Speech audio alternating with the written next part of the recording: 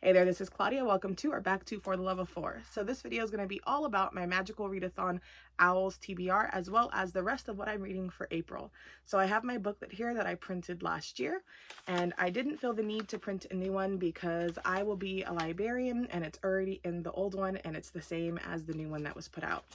I also printed the sheet of prompts, and so if you see me looking down, I'm looking at that just to remind myself. So the first book is for Ancient Ruins, and that is going to be ensnared, and it has to have a heart in the title or on the cover, and there's the heart right there on the card. The next book is for arithmecy, and that is to read something that is in a different genre that you're comfortable with, and this is The Roses of May, and it's a thriller / horror, which I don't usually tend to read. Then the next book, it is for Defense Against the Dark Arts, which is set off the coast or in the sea, and this is the second book in the Water Song series, so I'm looking forward to that. The next one is for History of Magic, which is a book with wizards or witches or sorcery, and I am reading Sorcery of Thorns. And then the last book that I have to read for my owls is for Transfiguration. I'm trying again to read A Curse So Dark and Lonely, which is a Beauty and the Beast retelling for shapeshifting. So that's what I'll be reading for the magical readathon, and I can go ahead and put this aside and share what else I'm reading for April.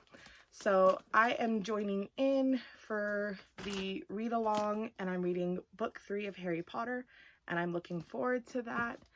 I am also going to read the next comic in the Betty Page Unbound series, so comic number 4. For my Bible study group, we will start at the end of March this Joyce Meyer book of Worry-Free Living, so I'm looking forward to that. And then I did not get to Crescent City in March. I have about a week left. I'm not going to read it with school closures and things like that. I am trying to get my Google Classroom together to help give resources to my students. Most of my students do not have internet access, so trying to figure out their extended learning when they don't have access has been challenging, as well as working on my dissertation. So I'm hoping to get through this chunker in April. I usually do most of my harder reading in April as is, so I'm looking forward to that. I have spring break to jump into it.